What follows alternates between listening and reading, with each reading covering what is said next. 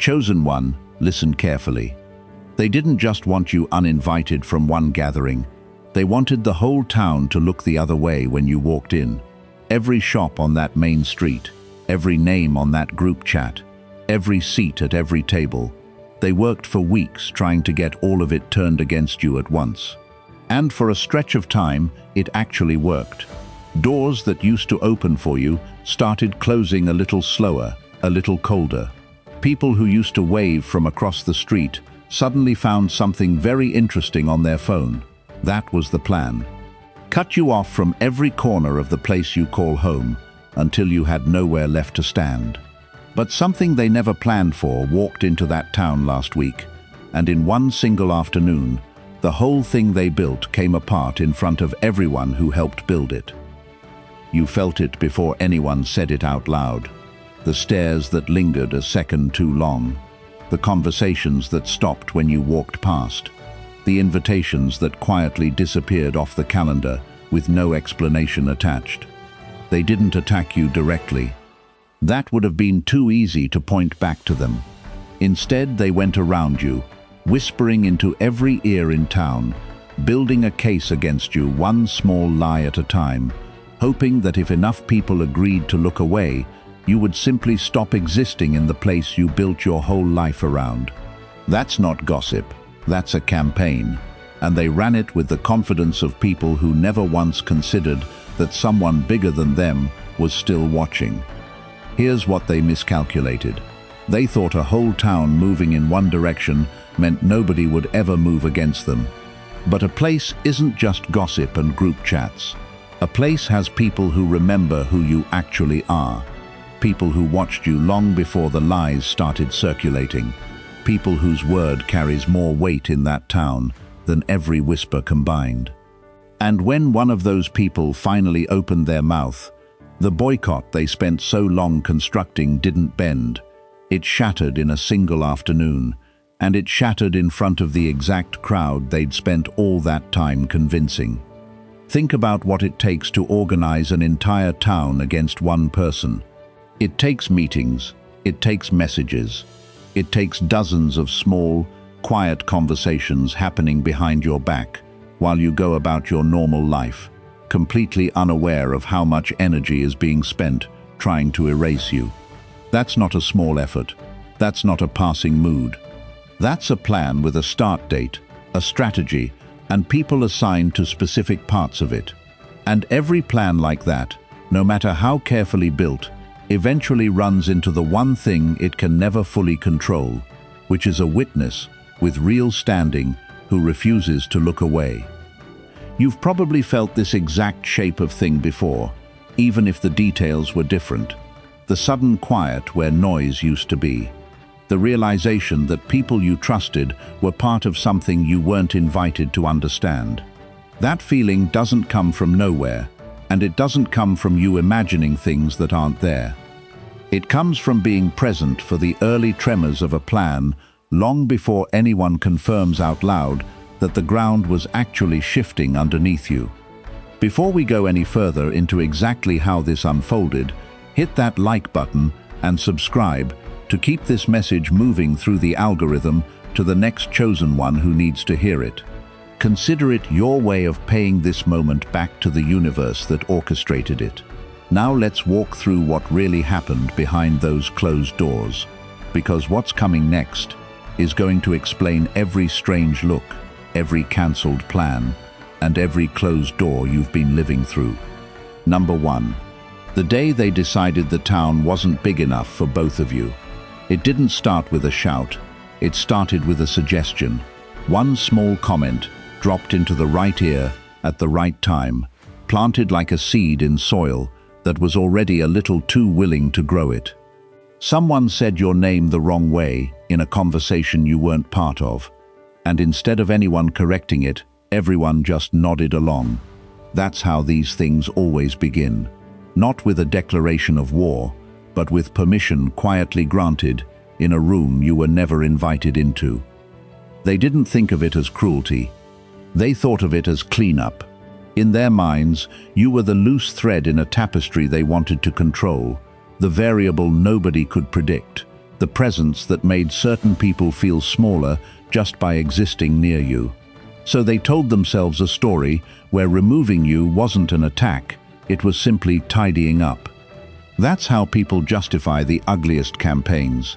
They never call it what it is while they're building it, because calling it by its real name would mean admitting to themselves what kind of people they were choosing to be.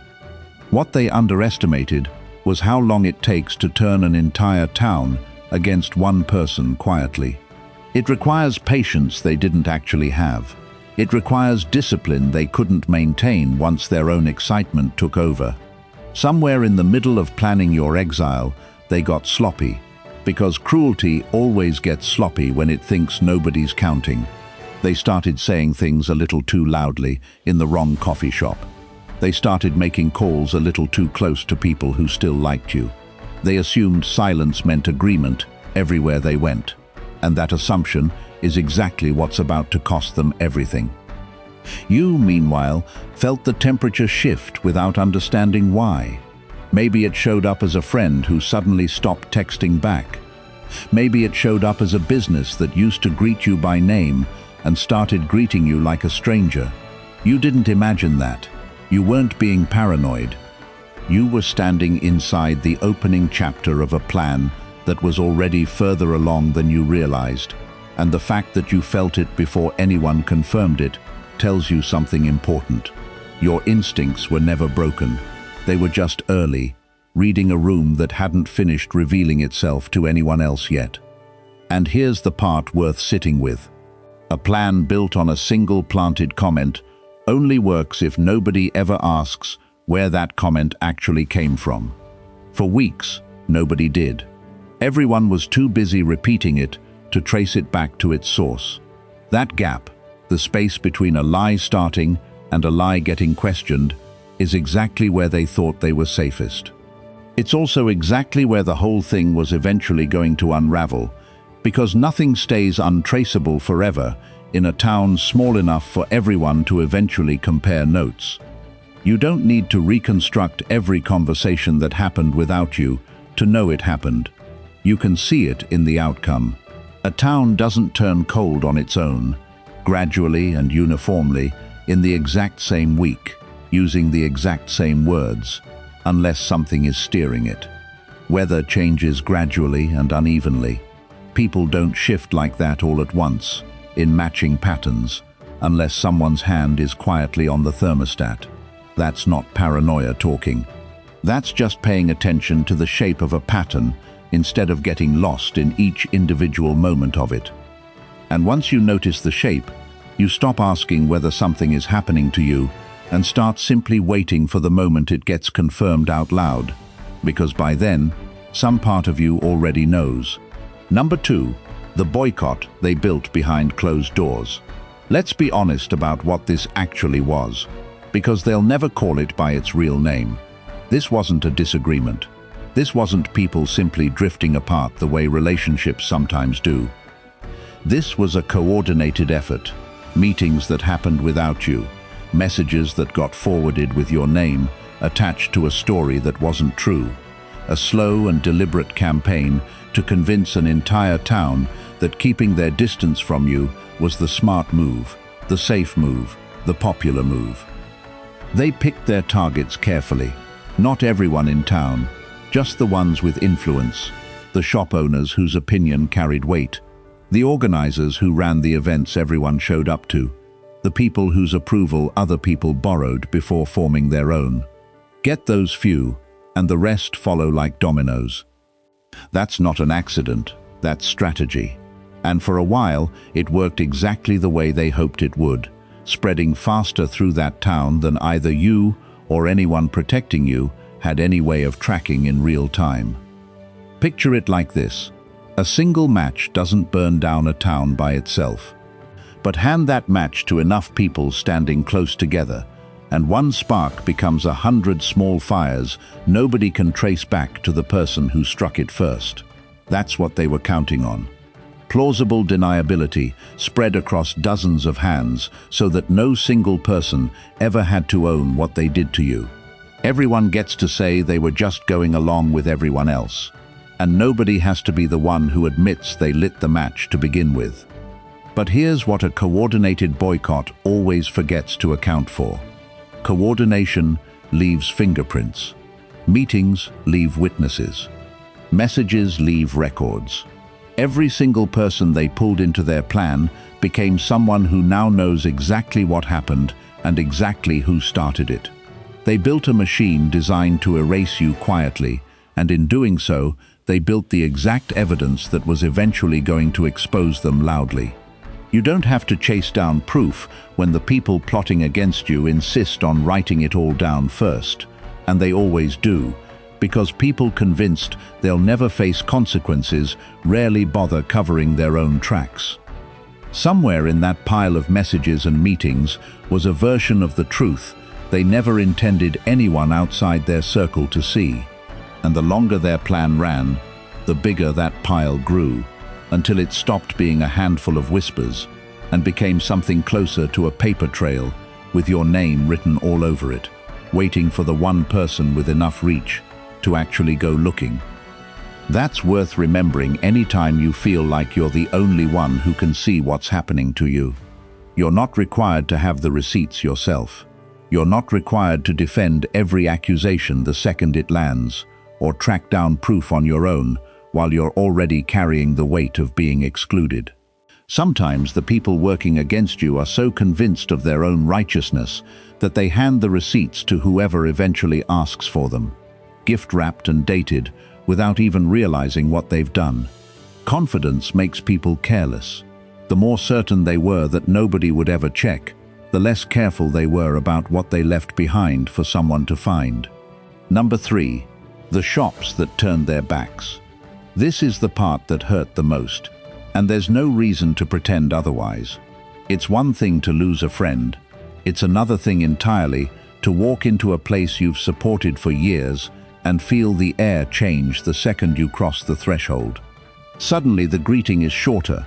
Suddenly the smile doesn't reach anyone's eyes. Suddenly you're standing in a place that used to feel like yours, and it doesn't feel like yours anymore. That's exactly what they were going for. They understood that isolating you from your friends alone wouldn't be enough, because friends can be replaced and rebuilt.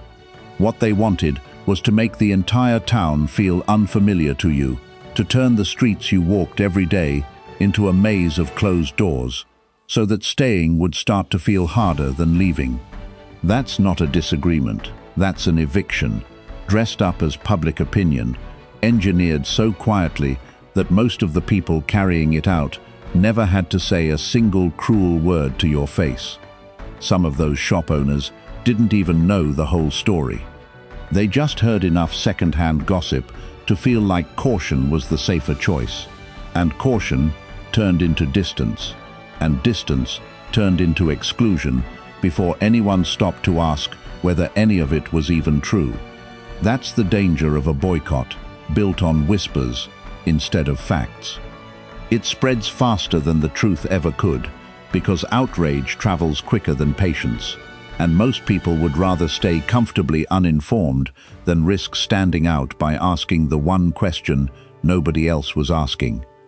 But notice something important here. You kept walking into that town anyway. You kept showing up, kept paying your bills, kept nodding politely even when the room went cold. That wasn't weakness. That was you refusing to hand them the reaction they were fishing for. They wanted you to disappear on your own, so they wouldn't have to be the ones who pushed you out. You didn't give them that.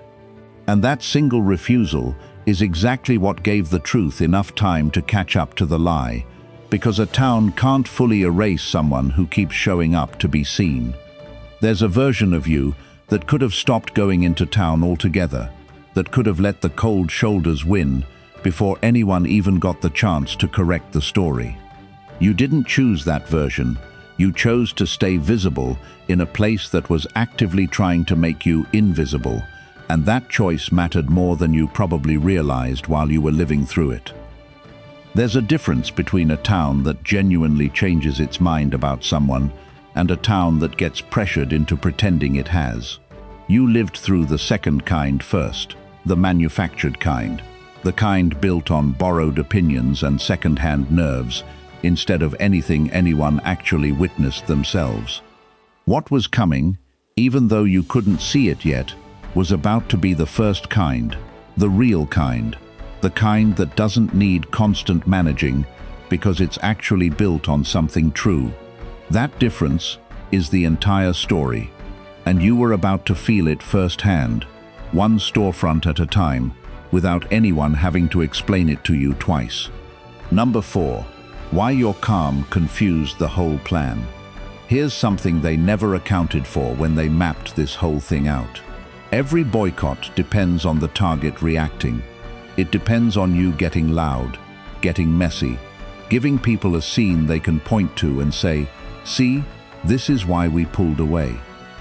That's the fuel the whole machine runs on. Without your reaction, the story doesn't have an ending they can control. And a story without a controllable ending is a story that starts to fall apart the second anyone with real perspective looks closely at it. You didn't give them one. You stayed steady while your world quietly shrank around you. You kept your voice level in rooms that expected you to break. You kept showing up to the same coffee shop, the same church, the same market, even when the greetings got shorter and shorter. That kind of calm isn't numbness. That's discipline under pressure most people never have to learn, and it drove them absolutely wild that they couldn't shake it loose no matter how hard they tried.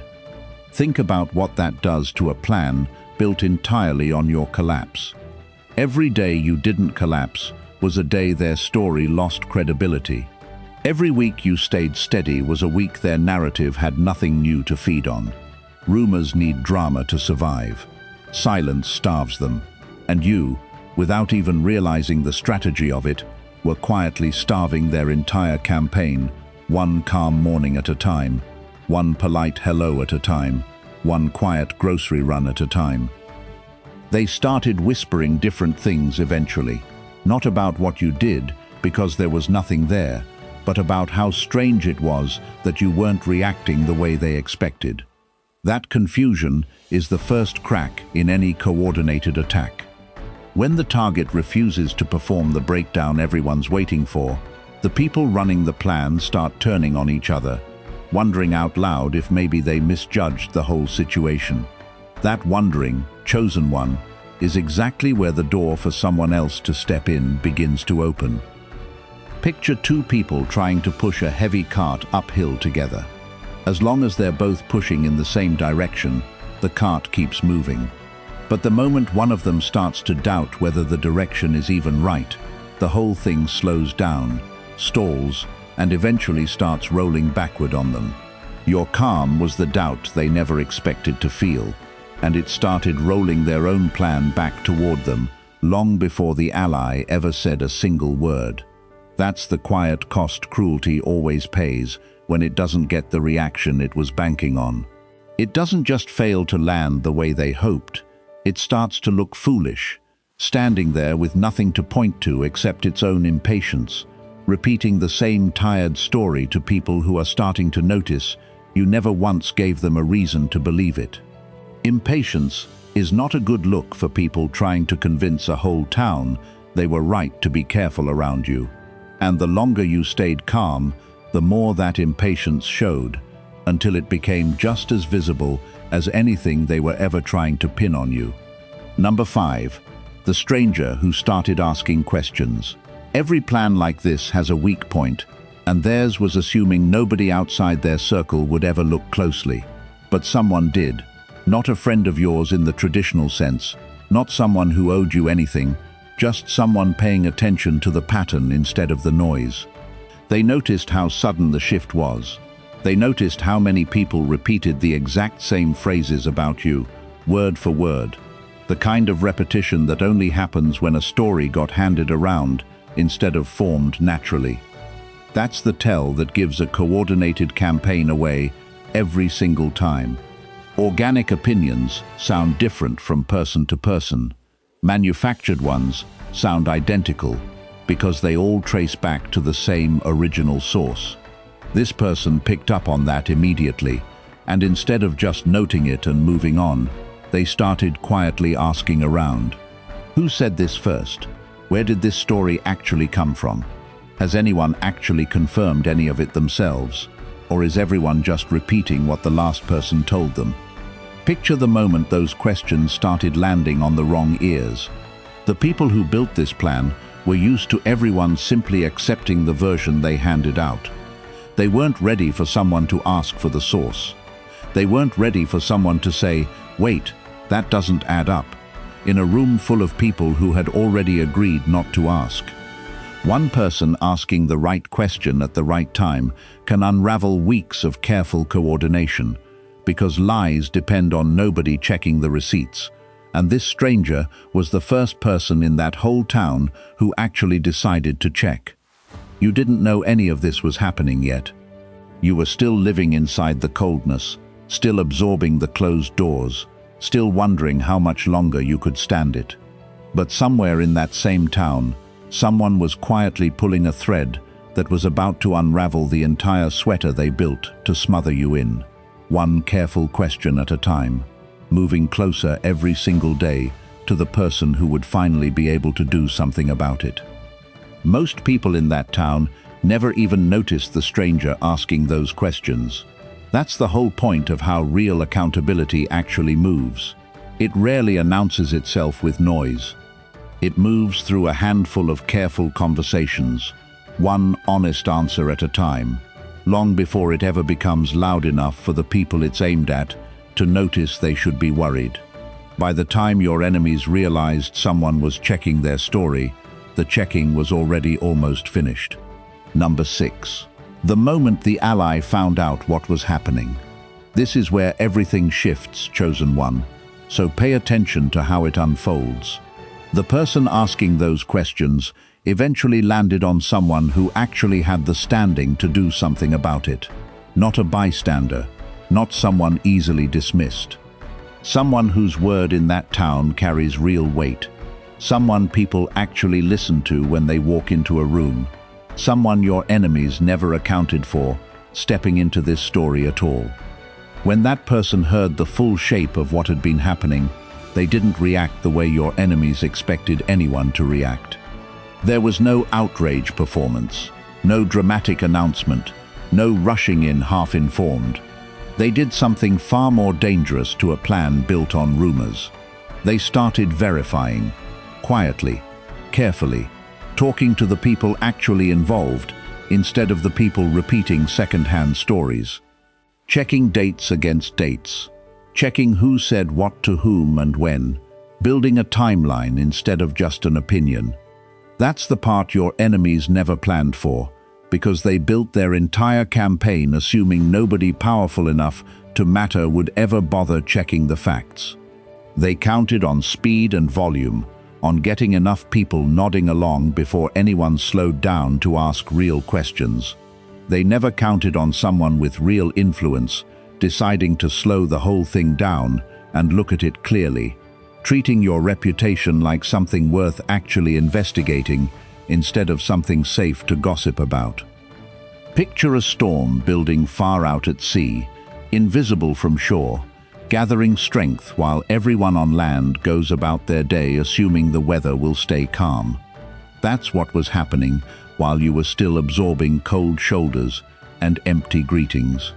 Somewhere close by, someone was quietly building the case that was about to change everything, and you didn't even know their name yet, let alone how much they had already learned about what had been done to you. There's a particular kind of relief that comes from learning someone competent finally has your case, even before you know their name, even before anything visible has changed. You don't have to know exactly who's working on your behalf to feel the shift in pressure. Sometimes you just feel the room get a little less heavy for reasons you can't yet explain, and that's usually the first sign that something has already started moving in your favor behind the scenes. Number 7. The room where everything changed. There's always a room, chosen one, a specific place and a specific moment where the whole direction of a story flips, and this one had exactly that. It happened where these things usually happen in a town like this. somewhere public enough that word would travel fast, somewhere enough of the key people were gathered at once for the shift to matter, a place where silence had been the unspoken rule for weeks. The ally walked in already knowing what had happened, not guessing, not suspecting, knowing, because they'd done the work of actually confirming it. And when your name came up the way it always did lately, wrapped in that same tired story everyone had agreed to repeat, the ally didn't let it slide past the way it usually did. They stopped the room, not loudly, not with theatrics, just with the kind of clear, unhurried authority that makes an entire space go quiet on its own without anyone having to ask for silence. They said what needed to be said, that the story being passed around wasn't accurate, that they had actually looked into it, unlike apparently anyone else in that room. That continuing to treat you the way this town had been treating you wasn't caution, it was cruelty wearing a very convenient disguise. And they said it in front of exactly the people who needed to hear it, the shop owners, the organizers, the ones whose opinion the rest of the town had been quietly borrowing this whole time. Watch what happens to a room built on unspoken agreement the moment someone with real credibility breaks that agreement out loud. The silence isn't comfortable anymore. The nodding stops. People who spent weeks repeating the same story suddenly can't quite remember where they first heard it. That's the sound of a boycott losing its foundation in real time, and it happened in one room, in one conversation, faster than the weeks it took them to build it in the first place. You weren't in that room when it happened, and that's exactly the point. You didn't need to be. Truth doesn't require your presence to do its work, once it finally gets a fair hearing in front of the right people. It just requires one person willing to say it out loud, clearly, without flinching, in front of the exact people who needed to hear it most. And everything after that moment starts moving on its own. Before we go any further, if you can feel this shifting something in you right now, drop a 77 in the comments, so every other chosen one scrolling past knows this message landed. And if this story is giving you exactly what you needed to hear today, consider dropping a super thanks. It helps keep messages like this one reaching the people who are still standing in their own version of that cold town, waiting for their own room to change. Number 8. The names that got read out loud. Once the allies started asking questions in public, the answers didn't stay contained the way your enemies hoped. This is the part they truly never saw coming. They built their plan on the assumption that everyone involved would stay comfortably anonymous, hiding behind a collective story instead of individual responsibility. The moment someone with real standing started asking who specifically said what, that anonymity evaporated fast, and it evaporated in front of an audience. People started remembering things very clearly, all of a sudden. Who had actually started the story? Who had actually pushed hardest for other shop owners to go along with it? Who had actually organized the meetings where this plan got refined and repeated until it sounded believable? Nobody wants to be the one holding the match when the person asking the questions has enough influence to make holding it matter. And one by one, the people who had stayed comfortably vague for weeks suddenly found themselves being very specific. Picture a group of people who spent weeks operating like a single unified front, suddenly scrambling to separate themselves from each other the second consequences became real. That's exactly what started happening. The unity that made their plan so effective in the first place became the very thing that made it so easy to trace once someone finally pulled on the thread. Coordinated cruelty only works as long as everyone involved stays coordinated. And cornered people are terrible at staying coordinated, especially once they realize staying quiet is starting to look worse than telling the truth. You started noticing the shift before you understood the cause. Maybe it was a shop owner who suddenly seemed nervous around you instead of cold. Maybe it was someone who used to avoid eye contact, now offering an overly cheerful hello. That discomfort you felt from them, That's the sound of names getting attached to actions people thought they'd never have to answer for. And once names get attached, the whole plan stops being a mysterious mood in the air and starts being a list of specific choices specific people are going to have to own, in a town small enough that owning it isn't optional. Watch closely the next time you see someone rewrite their own role in a story after consequences finally show up. It tells you almost everything about how much of their original certainty was ever real, and how much of it was just comfortable agreement with whoever seemed to be winning at the time.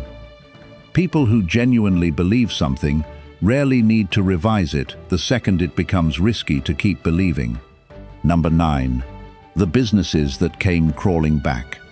This is where it gets almost funny. Chosen one, if it weren't so predictable. The same shops that shortened their greetings and avoided your eyes started finding reasons to be warm again almost overnight. Not because they suddenly remembered who you really were, because word had traveled that someone with real influence in that town was paying close attention to how you were being treated, and suddenly caution flipped directions entirely, pointed at protecting their own reputation instead of following the crowd. Watch how fast comfort turns into performance the second consequences enter the picture. The same door that used to swing shut a little faster when you walked in was suddenly held open a little longer. The same smile that used to fade the second you turned away was suddenly a little too enthusiastic, a little too eager to prove something.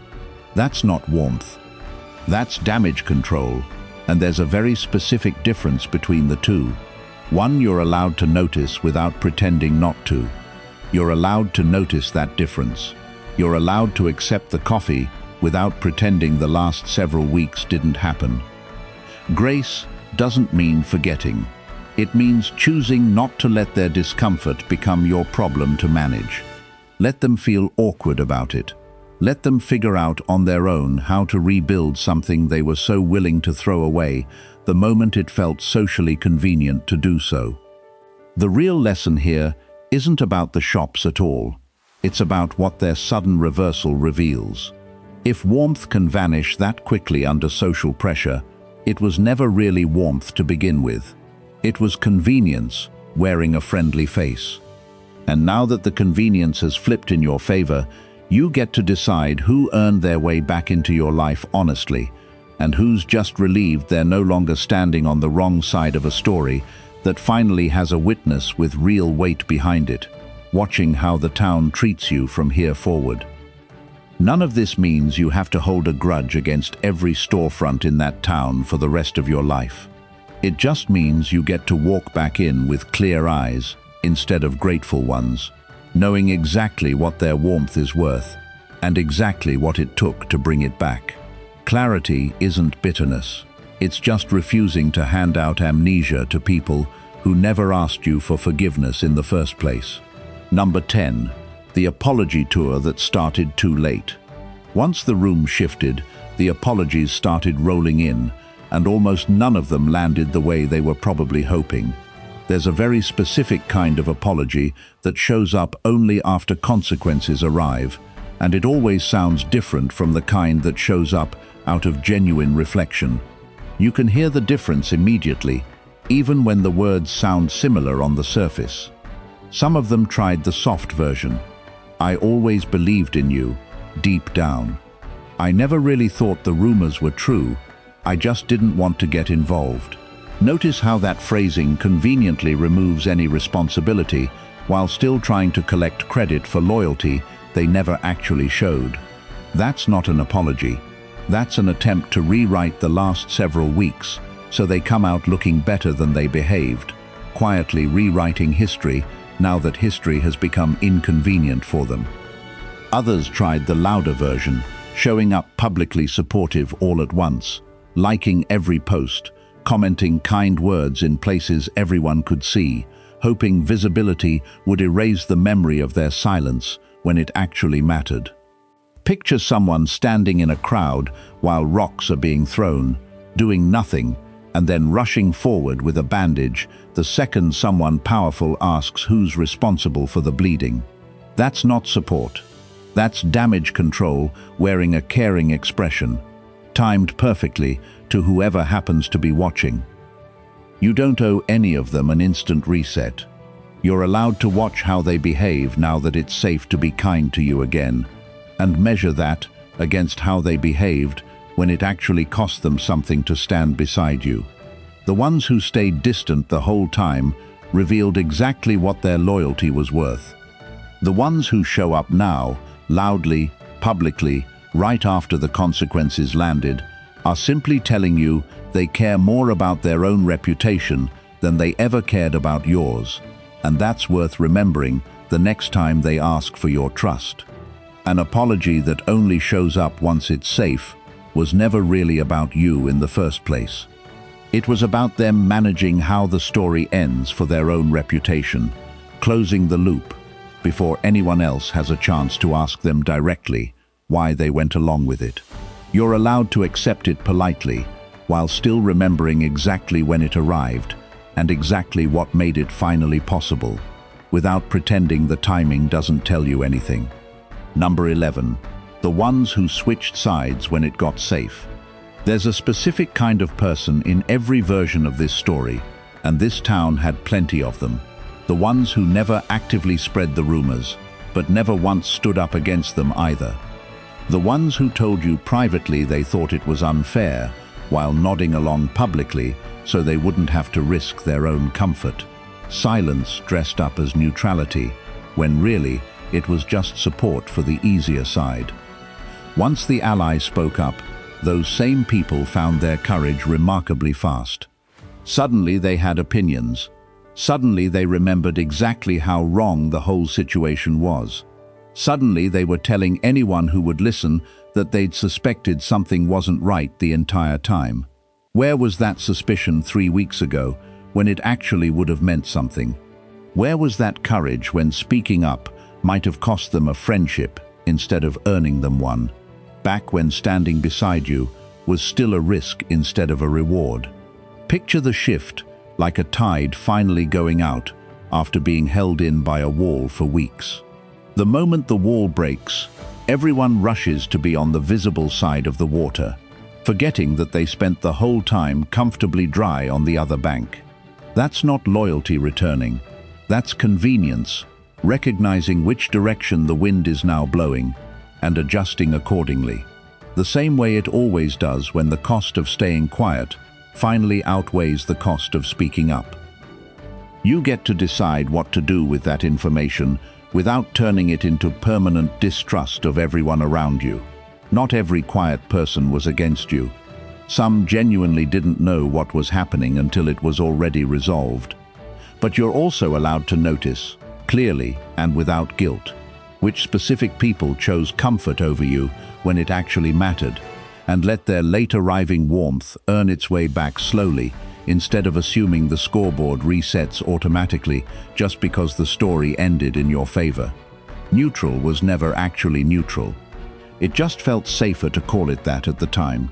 The people who stayed quiet while it cost you something are not the same as the people who genuinely didn't know what was happening, and you're allowed to know the difference between the two, even if you never say it out loud to a single one of them. Number 12. The proof that sealed their fate. Here's the part that made it impossible for anyone left in that town to keep pretending otherwise. Once the allies started asking direct questions, the messages started surfacing, the ones that had been forwarded between the organizers, the ones that laid out exactly who suggested what and when. Coordinated plans leave a paper trail, and this one had been running long enough to leave plenty of it, more than enough for the truth to stand entirely on its own. Nothing sinks a rumor campaign faster than the campaign's own records being read back to the people who wrote them. There's no spinning a message that says, in plain language, let's make sure nobody invites them this time. There's no explaining away a planning conversation that clearly maps out which businesses should quietly stop serving you first.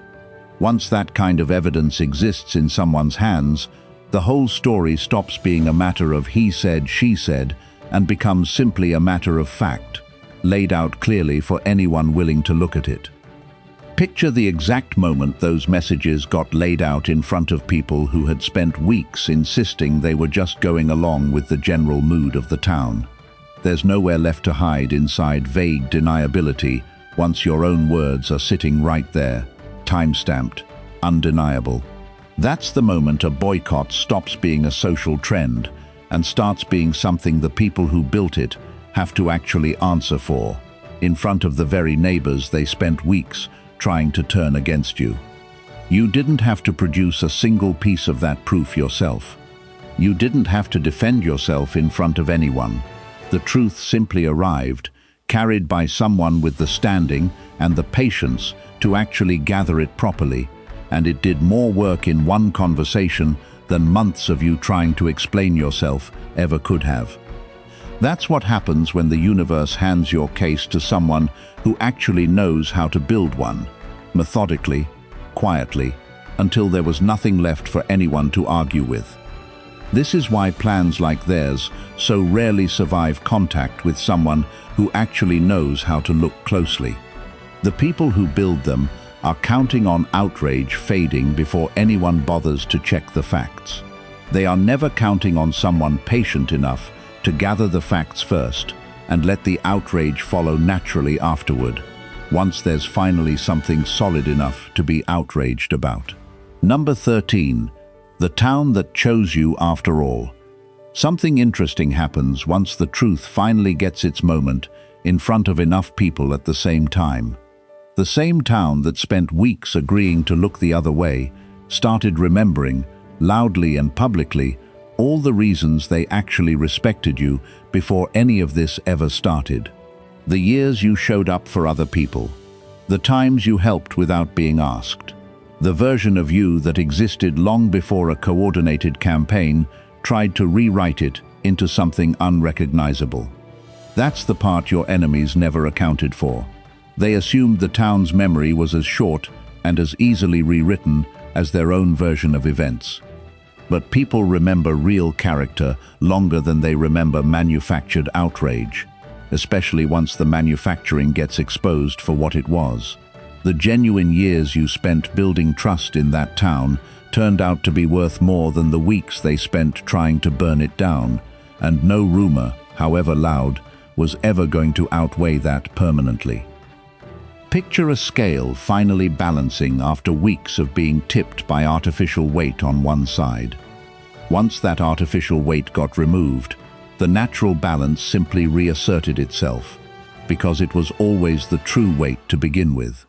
The town didn't have to be convinced to like you again.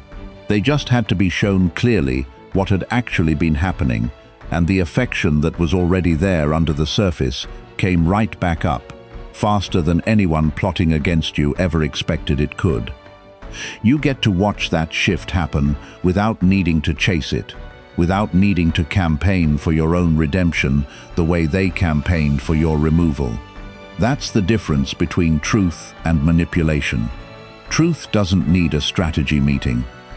It just needs one honest conversation in the right room, and it does the rest of the work on its own, town by town, door by door, until the whole map has quietly redrawn itself in your favor.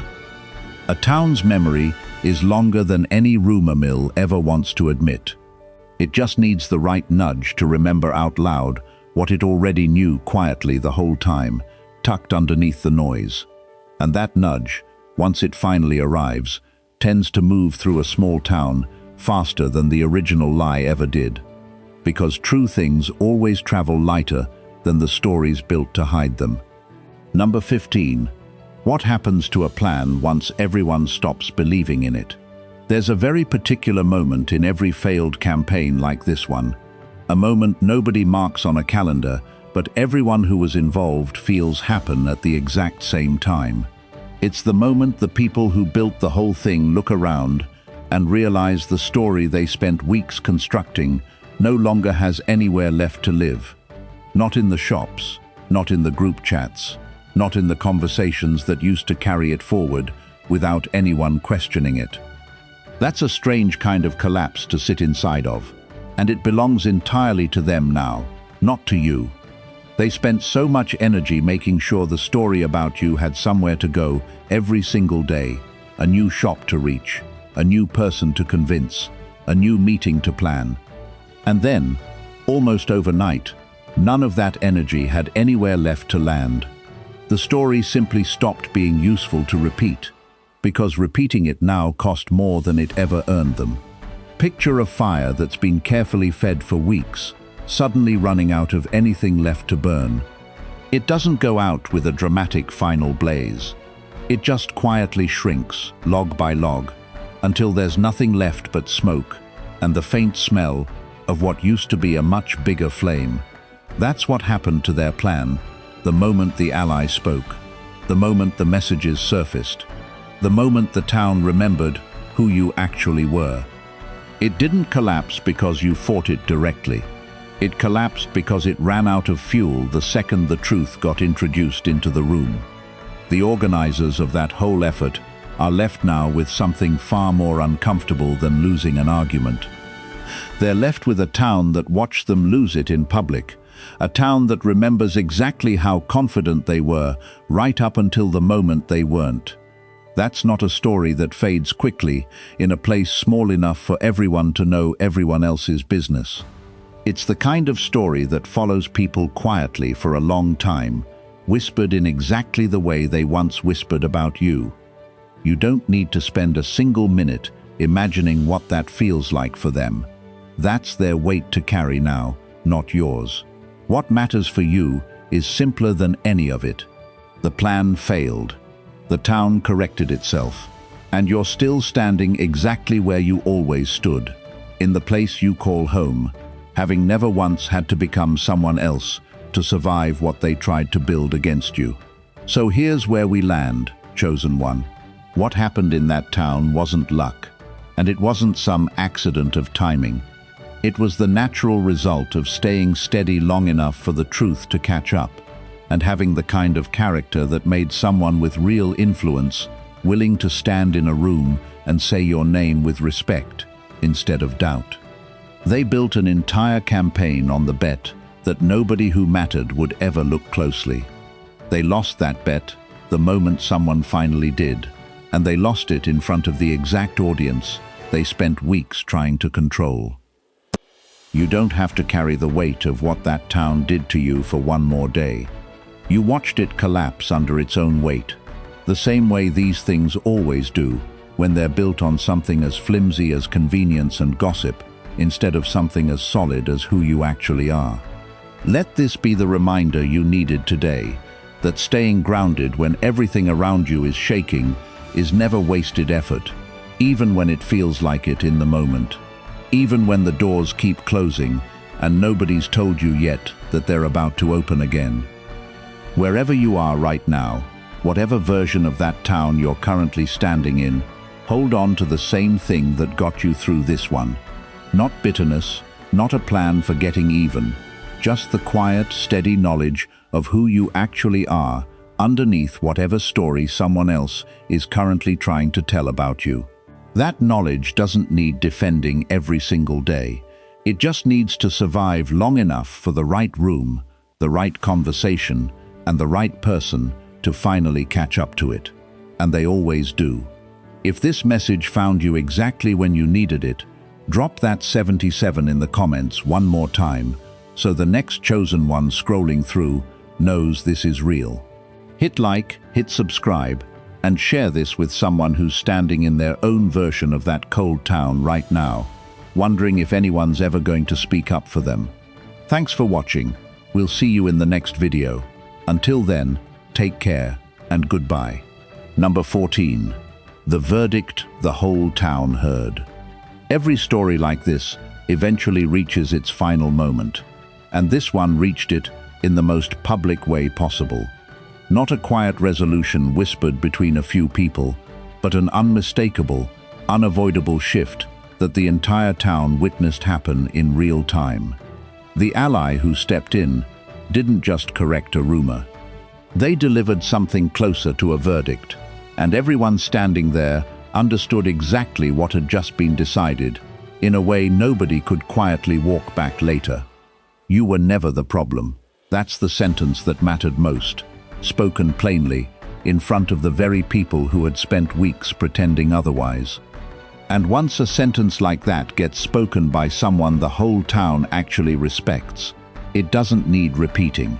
It travels on its own, faster than any rumor ever could, because truth carried by credibility moves differently than gossip carried by convenience, and everyone in that town felt the difference the moment they heard it. Picture the organizers of that entire campaign standing in the middle of a town that had just publicly reversed course on everything they built. There's no version of that moment that feels comfortable for them. Every person who once nodded along with their story is now the same person retelling a completely different one, and every retelling chips away a little more at whatever standing they thought they were protecting by attacking you in the first place, until there's almost nothing left of the version of events they spent so long constructing. This is where it lands for you, chosen one. Not revenge, not gloating, not needing to say a single word in your own defense, because you never had to. You stayed steady while an entire town got turned against you one whisper at a time, and you stayed steady while that same town turned back around one honest conversation at a time. That consistency, the fact that you never had to become someone else to survive either version of that story, is the real verdict here. You were never who they said you were. You were exactly who you've always been, and now the whole town finally knows it too.